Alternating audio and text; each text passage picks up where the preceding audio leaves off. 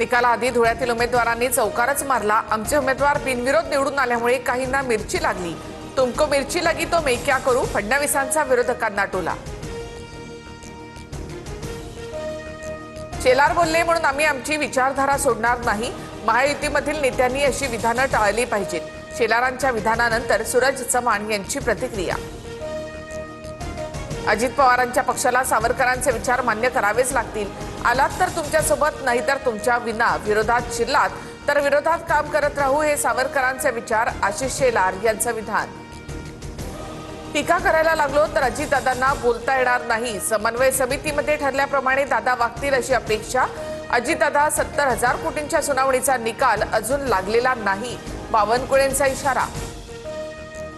अमित साठवांच्या उपस्थितीमध्ये मनसेच्या संतोष धुरींचा भाजपात पक्षप्रवेश।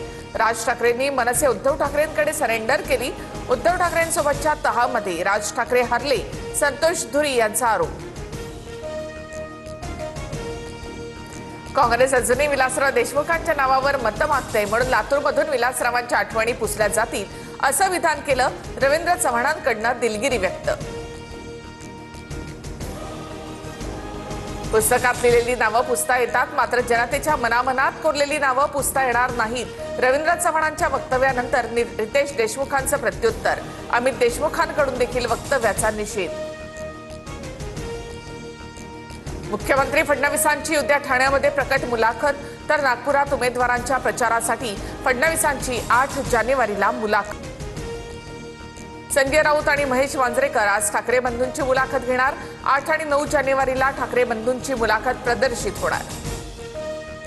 महाराष्ट्र